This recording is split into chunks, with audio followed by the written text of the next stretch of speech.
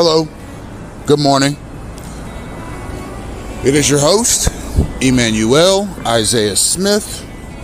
Today's date is Sunday, September 21st, 2025. The time is 10:20 a.m. and I am in Miami, Florida. The topic of today's lecture is chain of events.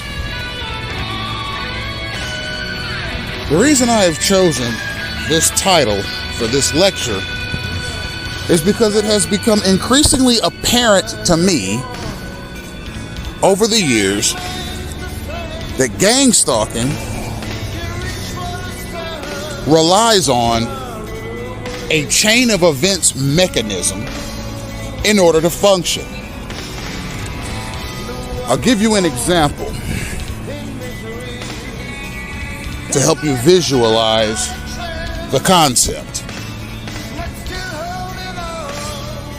A man goes to his local cybrarium. For example, the Homestead Cybrarium, which I frequent. It's kind of like a library, but it has other features. Like, it has a virtual reality center and some other differences. So a man goes to his local cybrarium, sits down at a computer, uses it,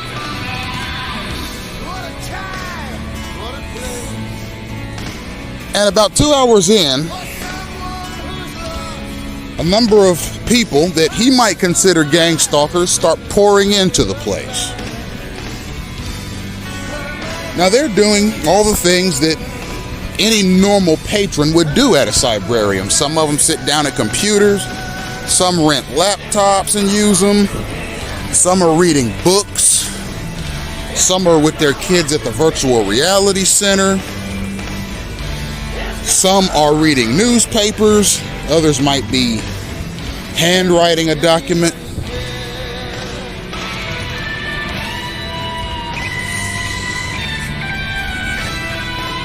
So everyone's doing something, but they're all there for the same reason. They're all there to see how the target, namely myself, reacts and responds to their subversion tactics. So after a few hours of working on his varied projects, the target gets up to leave. Now, stalker number one knows what signal to use so that stalker number two reacts. Stalker number two knows what signal to use so that stalker number three reacts. Stalker number four knows what signal to use so that stalker number five reacts. Stalker number five knows what signal to use to make sure stalker number six reacts.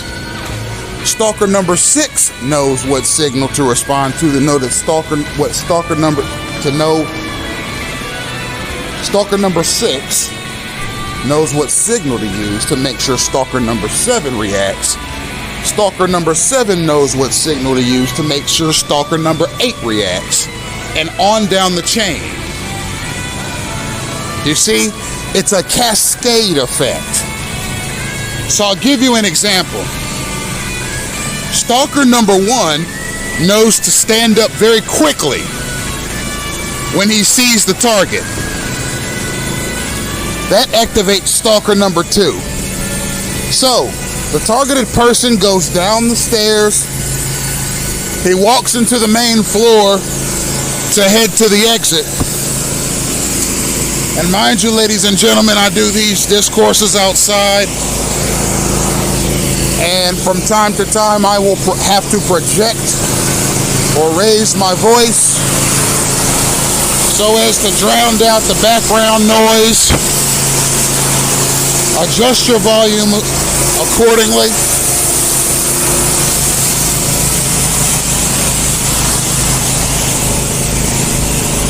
So the cascade effect is as such. The targeted person goes down the stairs to walk towards the exit. As he's walking through the main area, stalker number 1 jumps up quickly. That activates stalker number 2, who knows to make a right turn in front of the target, cutting him off. When stalker number 3 sees the cutoff, he knows to walk outside, bend down, and tie his shoe. The tying of the shoe is a signal to stalker number 4, who knows to ride his bicycle past the target. The riding of the bicycle past the target is a signal to stalker number 5, who knows to walk down the street on the sidewalk parallel to the targeted person and say something that resembles the target. For example, if the target is wearing a Chicago Bulls baseball hat, the stalker will say something to the effect of Bulls or Jordan or basketball. That cue activates stalker number 6, who knows to walk over to the closest bus stop to the targeted person and sneeze in the air real hard so as to try to commit some sort of a bacterial infection to the target. You see, it's a cascade effect. Okay? Stalker 1 starts the action, but it's a federal liaison that gets Stalker 1 involved. You see? So it all starts with a federal liaison who activates Stalker 1. Then Stalker 1's action activates Stalker 2. Then Stalker 2's action activates Stalker 3, and on down the chain for the entire day. Now, at some point, the action has to stop because these stalkers, some of them, I don't know, maybe they take lunch breaks, I don't know. Or maybe they have to take a midday nap, I don't know.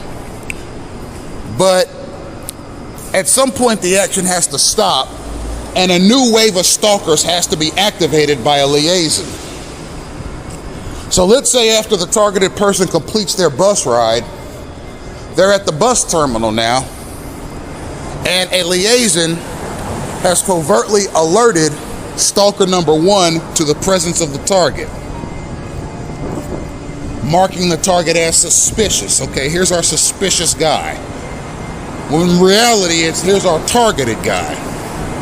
So let's say an hour and 15 minutes later, the bus ride is over. The targeted individual gets off the bus and he walks across the street to go to the local gas station to purchase a Sprite. As the targeted person is walking, stalker number 1 drives his vehicle at a high rate of speed, cutting off the targeted person as he walks across the sidewalk, as he crosses the crosswalk. Seeing the person get cut off by the speeding vehicle, that activates stalker number 2, who knows that signal. So he identifies the person being cut off as the targeted person. At that point, stalker number 2 walks up to him and blows some snot in the air, hoping to contaminate the targeted person's air, possibly communicating some sort of a bacterial or sinus infection to the stalker. To the target.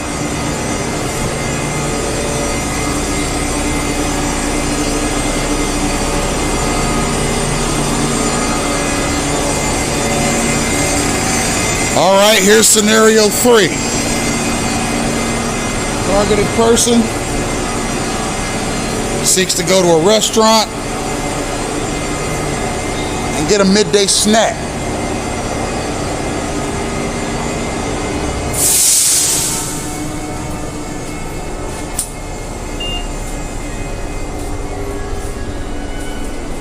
Targeted person goes to his favorite restaurant. It happens to be a sit-down restaurant. For example, maybe an Olive Garden, maybe an Applebee's, maybe a TJI Fridays, maybe it's a Red Lobster, maybe it's a Longhorn Steakhouse, somewhere you sit down and eat. So, having followed the target from the bus stop here, let's say the target takes an Uber to his favorite sit-down restaurant for a midday snack. Federal liaisons have intercepted the Uber driver. They have intercepted the communication between the targeted person and the Uber driver. They have intercepted any communication, including phone calls and text messages, between the targeted person and the Uber driver. And they know exactly who it is that's picking up the targeted person. They know where they're going, and they know what the estimated arrival time is. So there's plenty to work with in order to go ahead and prosecute a clandestine gang-stalking campaign against the targeted person. So the Uber driver picks up the target from his bus stop, headed to the steakhouse. As the Uber driver pulls out of the bus terminal parking lot to head east toward the restaurant, a Mack truck makes an arbitrary left turn, cutting off the Uber driver, nearly running into him, causing the driver to slam the brakes in fear for his safety and that of his passenger. The near collision was a signal to stalkers 2, 3, and 4 who are also in vehicles that the Uber driver is driving a car that contains the target. So now stalkers 2, 3, and 4, having seen the near collision, now they know who the target is. So stalkers 2, 3, and 4 drive their vehicles in a synchronous fashion, containing the Uber vehicle in a formation that might resemble a half triangle. One stalker pulls in front of the Uber driver as he's driving, and 2 stalkers are on either side of the Uber driver's vehicle, also driving in the same direction at approximately the same speed. This is done as a signal in and of itself. The containment of the Lyft driver is a signal to other stalkers who may be on the road and other federal liaisons who may be on the road. We have the target contained, and we are following him on the front and on both sides of the vehicle he is currently riding in.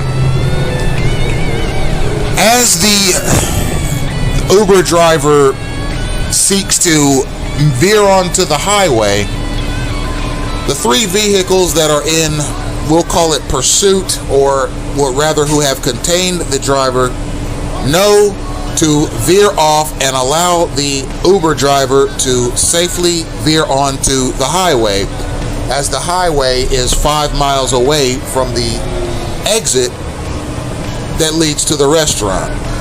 So the Uber driver makes a right, veers onto the highway. Now he's traveling on the highway with the passenger in the car. There are stalkers present in pursuit in the general speed and direction of the Uber driver. The Uber driver is carrying the passenger at a rate of approximately 70 miles an hour on the highway. The estimated arrival time is approximately 15 to 20 minutes later.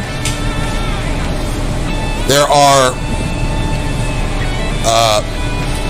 vehicular motorists in pursuit, and they speed ahead of the Lyft driver, cutting him off and veering down the ramp that leads to the that is the exit that leads to the restaurant. The cutting off of the Lyft driver by the vehicle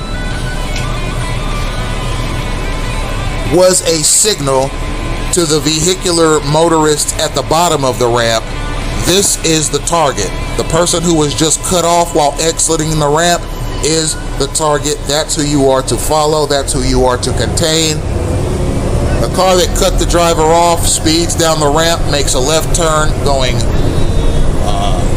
northbound, and the Uber driver carrying the passenger makes a right turn, now going southbound towards the restaurant.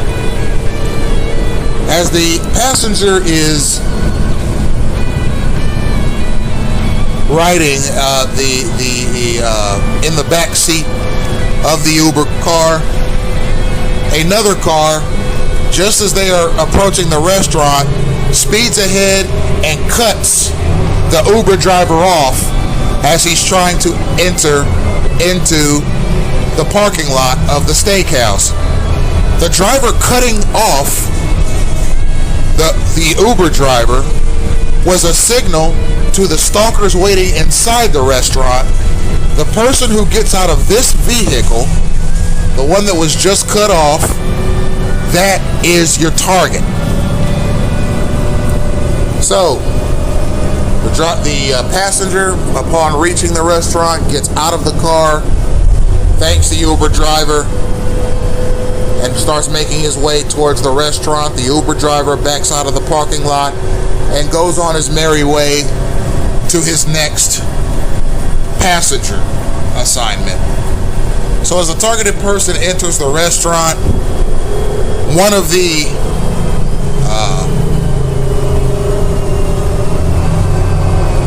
agents inside who saw the cutoff and who recognized that was marking the target, sees the target entering the restaurant, and before the targeted person is able to approach the cashier to be seated, the stalker cuts the target off and goes to the restroom.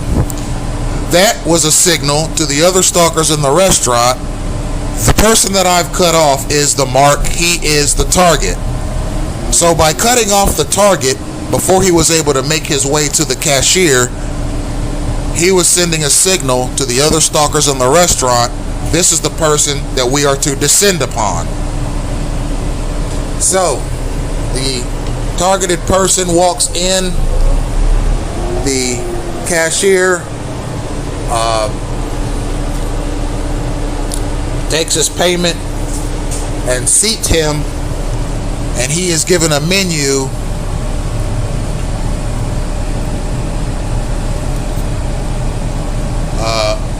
that contains the various food items that the restaurant offers.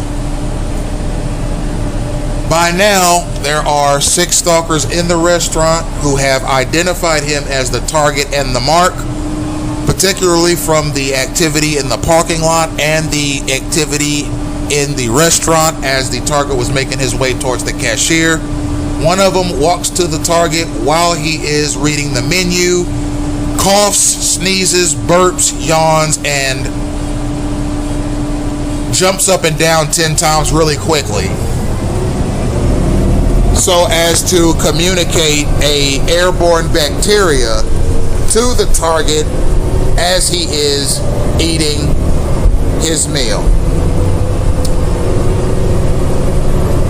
I'm going to paint another scenario for you. The targeted person has finished his meal and he wants to go to the local hospital to get an antibiotic because all these gang stalkers that have been following him around, not just that day but the entire week, appear to be trying to communicate some sort of an airborne bacterial infection to him. He is worried about his health. So he calls a Lyft driver, and the Lyft driver was instructed via the website's app to transport the targeted person to the local hospital. The Lyft driver, as he's pulling out of the parking lot, is immediately cut off by a motorcyclist. That was a signal to the other motorists on the road. The person inside of this vehicle that was just cut off is the target. This person who was just cut off by this vehicle is the mark. The targeted person heads northbound on the street towards the nearest hospital. The approximate arrival time is 20 minutes. As the Lyft driver is headed north towards the hospital, he is immediately surrounded by 3 vehicles who are in effect marking the target. The 3 vehicles surrounding the car is their mechanism for marking the target, ladies and gentlemen. Indeed, they are making it known to other signal takers who are on the road. This is the target. If you're going to crash into anyone on the road, maybe you've had a hard day at work, maybe you've had a hard day at home, maybe your kids are driving you crazy, maybe something disgusted you at your local church, maybe you had an incident with your neighbor over them crowding you or parking their car in front of your home. Maybe you've had a bad week at work. Maybe something happened in your personal life. You're upset. You want to relieve that tension. You want to relieve that stress. You want to ram your car into somebody. You are to ram your car into this person. This is the target. We are marking him for you. You've had a rough day at work. You've had a hard day at work. You've had a week full of signaling. You know, you've been sending signals. You've been taking signals. You've been gang stalking a lot of people this week. You've been communicating bacteria. I know you're stressed. I know you're tired. The spaghetti and meatballs your wife made last night wasn't up to par. You're agitated. You're angry. You feel stressed. You want to take your vehicle and you want to smash it into a person. Do that here, ladies and gentlemen. This is the target. This is the mark. You're looking to vent. You're looking to relieve your stress. You want to cause an automobile accident. We are pointing out the person for you to do that to with minimal recourse. Ladies and gentlemen, this is the target. Smash into this target's vehicle. I promise you, everything will be just fine, ladies and gentlemen. The targeted person is headed to the hospital to get some antibiotics. He is being surrounded by 3 stalkers in vehicles, 3 homicidal motorists. They are around him. They are surrounding him. They have surrounded the Lyft vehicle in the shape of a formation that would resemble a diamond shape. There is 1 car in front of the Lyft, 1 car to the left of the Lyft, 1 car to the right of the Lyft, 1 car right behind the Lyft. They have contained the Lyft driver on the way to the hospital, ladies and gentlemen. They are marking the target. As they approach the hospital, the 4 cars disperse and go their separate ways. 1 goes north, 1 goes south, 1 goes east, 1 goes west at the crosswalk, at the intersection. The Lyft driver, ladies and gentlemen, is transporting his passenger to the hospital to get an antibiotic, ladies and gentlemen.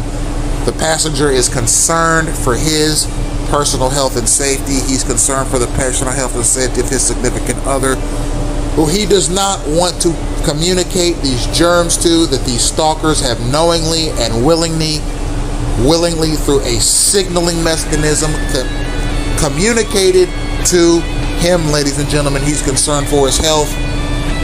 He has pulled into the hospital, ladies and gentlemen. He is after an antibiotic. He has pulled into the hospital, ladies and gentlemen. The Lyft driver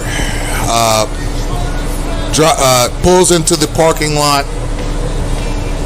of the ER. The passenger thanks the driver, gets out of the vehicle, makes his way towards the ER.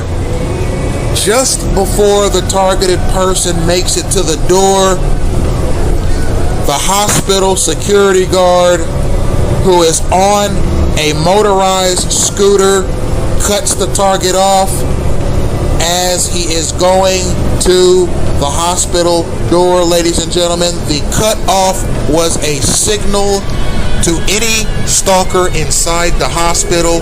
This is the target. This is the mark.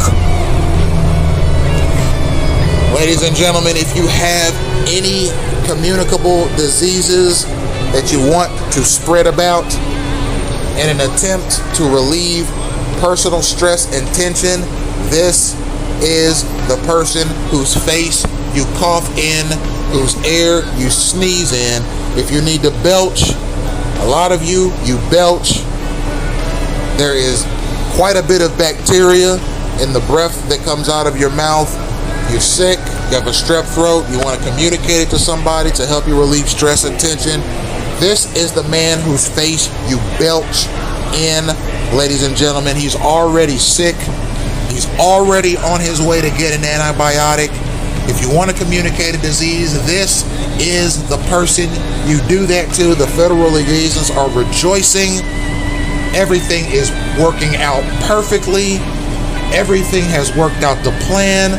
They have nearly run this man over. They have nearly caused a collision. They've already spread bacteria to him. And they have successfully followed him from his place of employment to the restaurant, and then to the hospital. Everything is going smoothly and according to plan.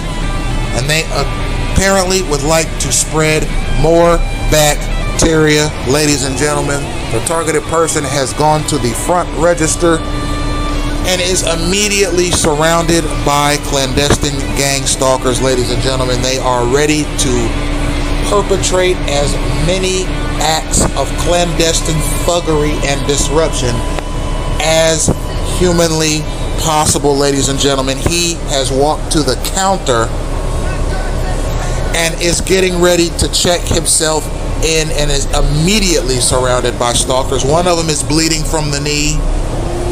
The federal liaison signals him, wipe some of that blood on the targeted person. That will maximize the potential contamination. Although that plan fails, the targeted person has already been seated and checked in before the disgusting stalker could communicate any diseases to him via blood. So the targeted person is sitting there, a stalker who has seen the cutoff in the parking lot by the security guard on the motorized scooter, approaches the targeted person, walks up to him, and just stands there with a blank stare on his face. Ladies and gentlemen, he is looking directly at the target, and he is standing there with an expressionless, soulless face, ladies and gentlemen, just to stand near the target. Next thing you know, the guy sneezes real hard up in the air as the targeted person pulls out their smartphone to check the local news to pass the time. Bacterial communication is the game. Bacterial communication is the name. Ladies and gentlemen, organized disease spreading is the norm in a clandestine gang stalking campaign. The doctor calls the patient's name, the targeted person's name. He gets up, explains the situation to the doctor. The doctor does an x-ray. The doctor does a blood panel to check for any viruses and so forth. All viruses come back negative. Ladies and gentlemen, I repeat, all viruses have come back negative. So, the targeted person sits in the doctor's office awaiting further instruction. The doctor comes back and tells the targeted person Well, you were right. You appear to have some sort of a sinus infection going on. We're going to go ahead and prescribe you an antibiotic. We are going to get you some doxycycline. We're going to get you a 3-week supply. Take 2 of these a day over a 3-week period. Do not skip a dose. Ladies and gentlemen, the targeted individual has been given a prescription and he heads on his merry way. The targeted person calls an Uber driver to take him to the local pharmacy so that he can get his prescription fulfilled. As the Uber driver approaches, a dump truck carrying approximately 1,000 pounds of gravel cuts the Uber driver off. That is a signal to the other stalkers on the road. The person that is entering this vehicle is the target. Ladies and gentlemen, the person who is entering the car right now is the mark. So, target individual gets in the car. They're headed to the pharmacy. He's looking to secure his antibiotics, ladies and gentlemen. He's not feeling so good. I repeat, he is looking to fill his antibiotic prescription, ladies and gentlemen. A lot of organized disease spreading, a lot of organized disease communication going on with this particular target. Over the past 3 weeks, he is looking for an antibiotic, ladies and gentlemen. He's headed to the pharmacy.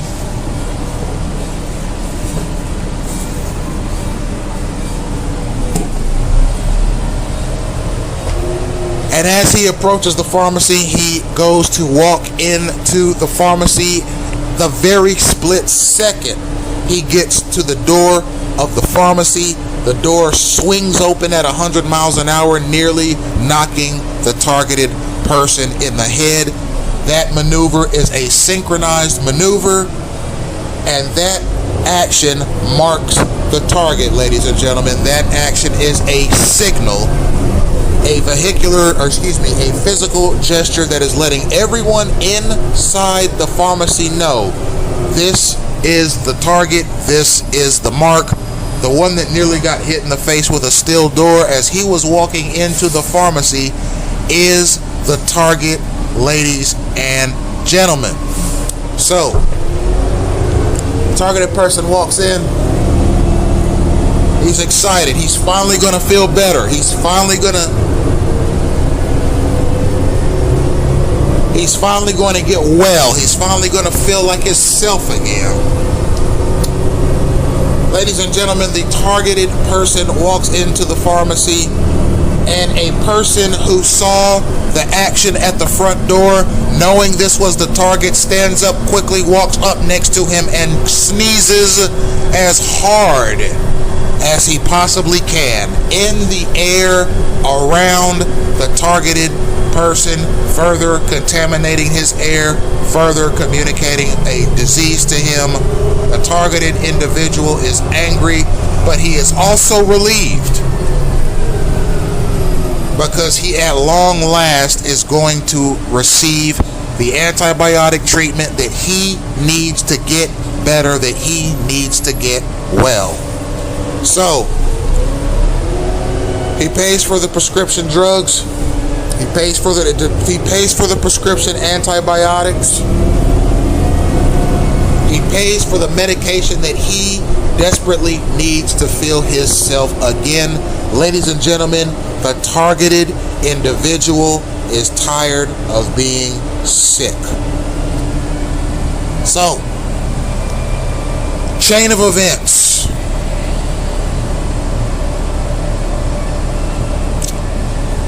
The targeted person obtained the medication he needed, and he is on the road to recovery.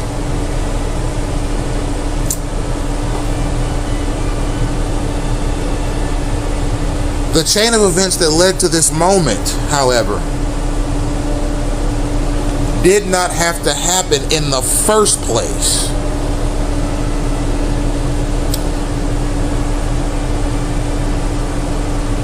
We will do some math here. We're going to do 1 plus 1 plus 1 plus 1 equals 4.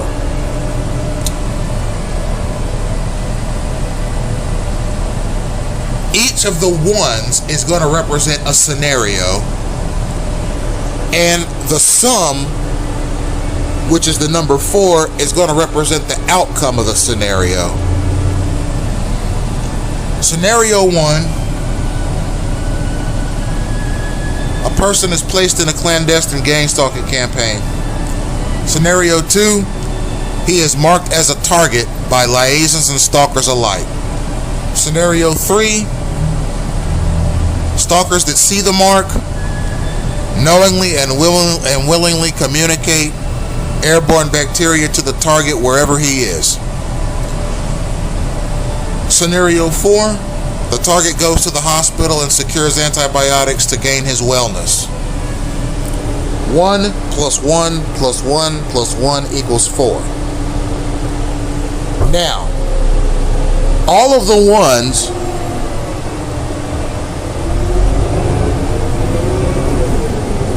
are extra. The targeted person doesn't need any of that action. The targeted person would rather go about his day without any of the ones. Okay? The targeted person wants to go about his day at a 0. Okay? He doesn't want the 1 plus 1 plus 1 plus 1. He doesn't want the gang stalking campaign. He doesn't want the tracking. He doesn't want the disease communication. He doesn't want the hospital visits. He wants to go about his day at a 0. He wants to go about his day normally, without disruptions, without corruption, without hindrances, without near collisions, without sabotage, without verbal altercations, without psychological attacks, without physical attacks, without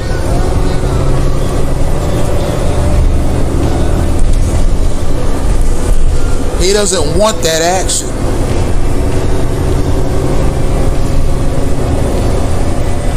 All of the ones are superfluous to him. He doesn't want any of them. Because the 1 plus 1 plus 1 plus 1 led to him going to the hospital.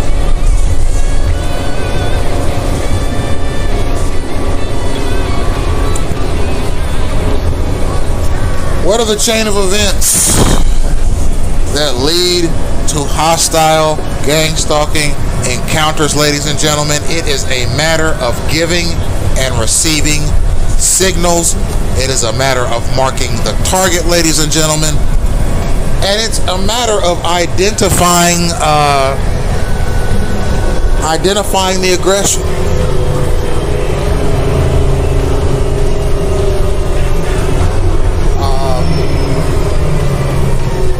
There is a constant attempt by the liaisons to keep the targeted person on the defensive.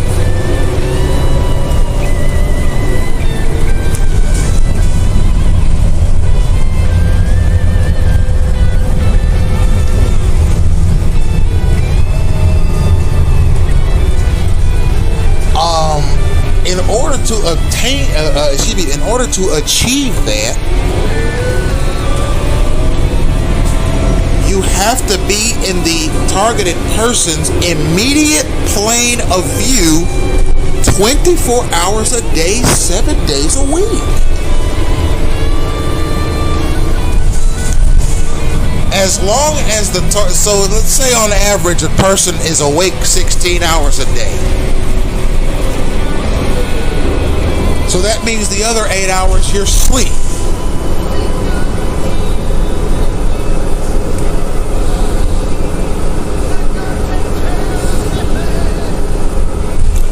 Every waking moment, ladies and gentlemen, that the targeted person is awake,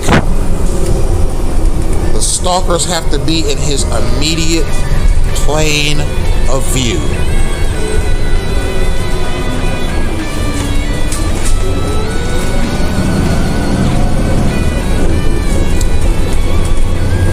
It's the only way to stay in the targeted person's face.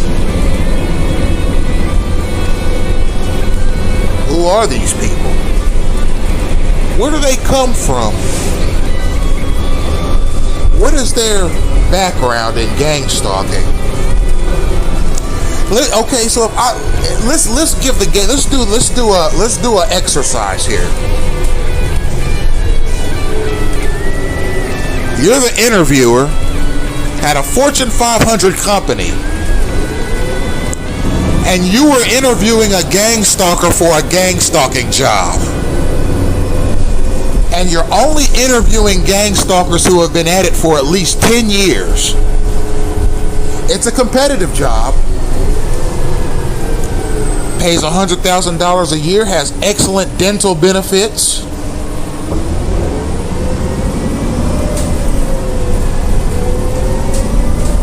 Mileage reimbursement in case you have to send the gang stalker off on a mission somewhere. And thousands of gang stalkers across the county have come to your office to interview for this gang stalking job. They don't know who the target is, but they are interviewing for this job. You're interviewing. You're the boss. You're the CEO of the company. You are doing interviews. So the first gang stalker comes in. What kinds of questions would you ask that gang stalker to see if he's qualified for the job? You'd review his resume. Oh, I see you've got 15 years of gang stalking experience in the Miami-Dade, Florida area. Well, I tell you something, that puts you in elite company. You're already ahead of the game. Let's see. Oh, wow, you only have one prison term. Well, that's impressive. Only one.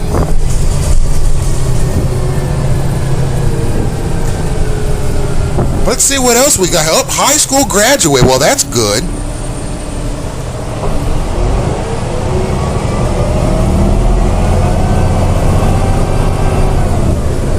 Oh, let's see here your hobbies. Oh, you like to sneeze on people. Up there.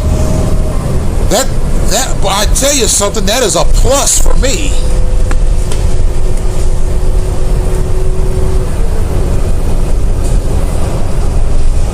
Let's see what else we got here. Oh, this resume is beautiful. Oh, you're good at riding a bicycle, real fast. Oh, that's a plus. Are you good? Now, are you good at cutting people off on those bicycles?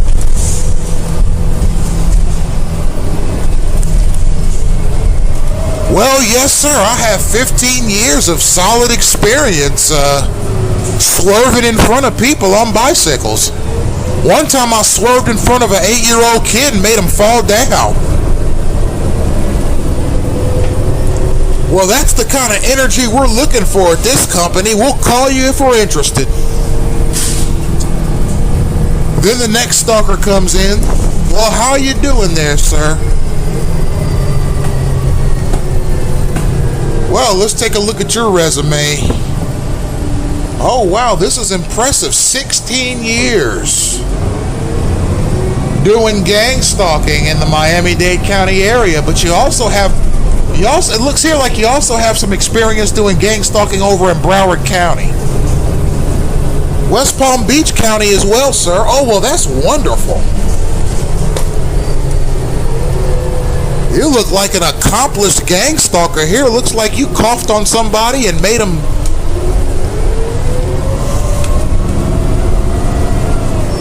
Just a week ago, sir. Oh, wow. You made him go... He had to go get some medication for that. That's right, sir.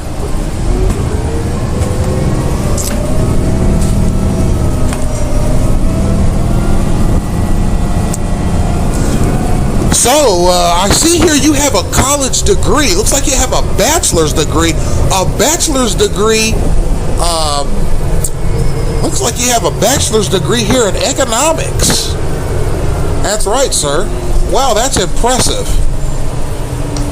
I'd say about 50% of the stalkers we interview here have bachelor's degrees. The other 50 don't, but sometimes we accept applicants who don't have degrees so long as they have enough work experience in disease communication. I mean, it's all relative. And let's look at your background here. Looks like you were an all-state diver at your high school. That's impressive. Did you do any gang stalking in high school? Yes, sir. What kind of gang stalking did you do in high school? Well, one time during a swim meet, a stalker that I knew real well walked into the audience and gave me a signal to dive on top of somebody else who was in the water, so I went and jumped in on top of him and knocked him out in the water. He almost drowned, but his coach jumped in and saved him. Oh, wow, that is a wonderful story. He almost killed somebody in high school. That's the kind of drive that we seek at this company. You are at the top of our list, sir. We are going to save your application. We are going to put a gold star on it. You might be hearing from us later this week. Thank you. Brings in the next stalker. So, why are we here today? Stalker tells him, I'm looking for a job for your company doing gang stalking, sir.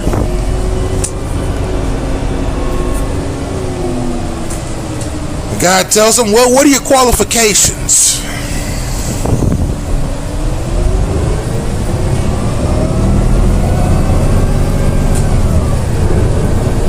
Well, I'm good at disrupting stuff. I'm good at messing stuff up. Well, that's the kind of leadership that we look for at this company. How long you been at it? Well, sir, I've been certified and signed, sealed, and delivered. My gang stalking experience goes back 30 years. Oh, wow, that's impressive, sir. That's right. I've been gang stalking since Bill Clinton was president.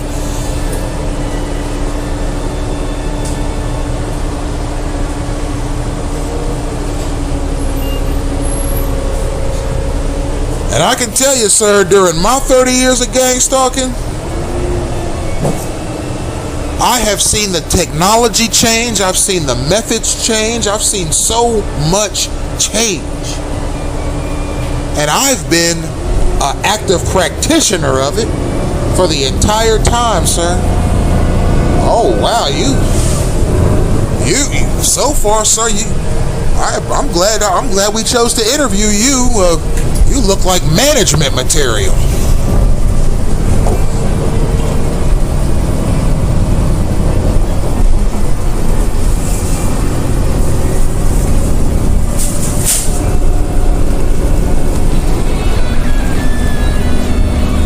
Well, tell us your most memorable experience gang stalking a person.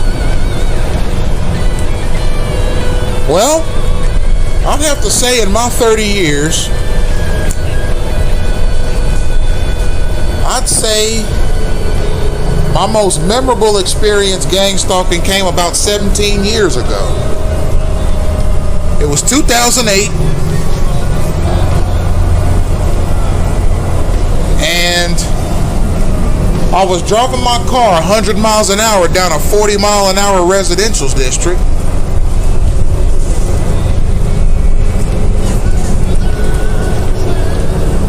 And I saw a tow truck up ahead, and I slowed down and I said, well, you know what? That tow truck up there looks peculiar.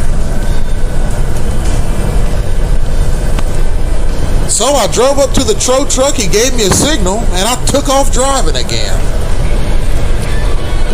And I knew that signal meant that there were no police officers around and I could do whatever the hell I wanted to that night.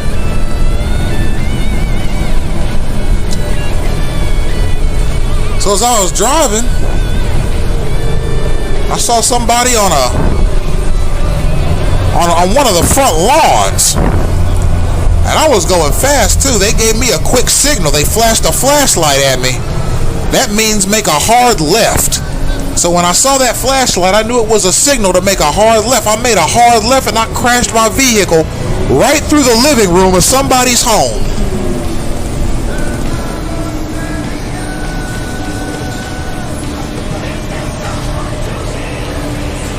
And lucky for me, the people weren't home that day, so there was no 911 call placed. Also lucky for me,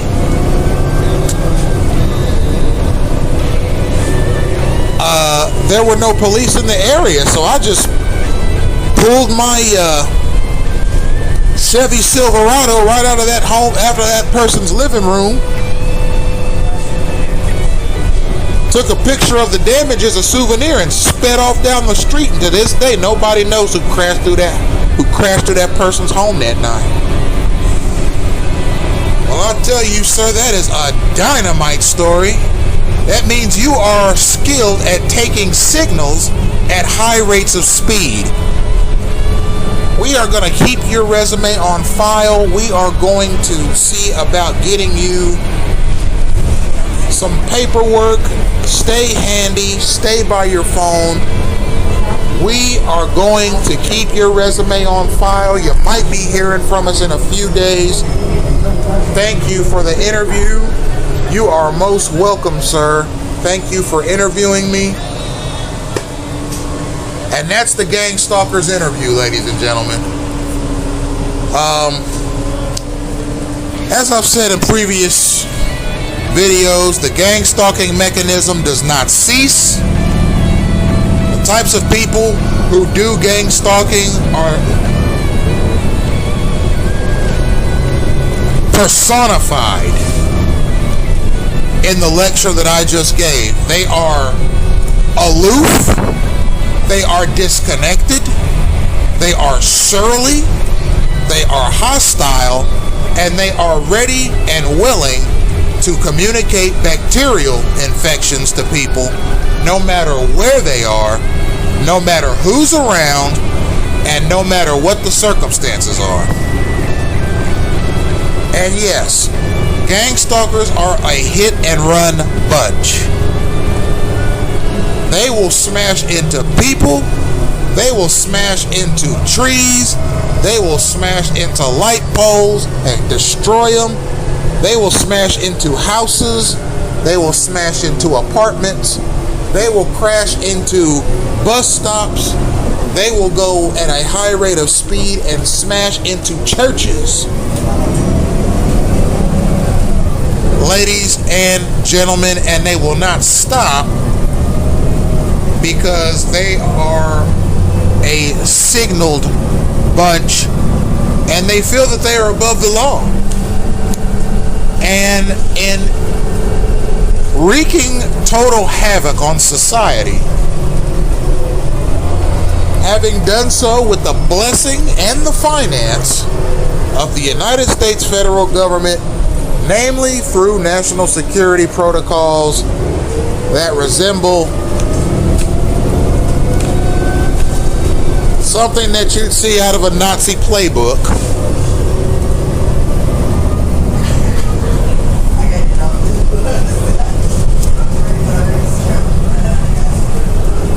You will see the disbursement and the mobilization.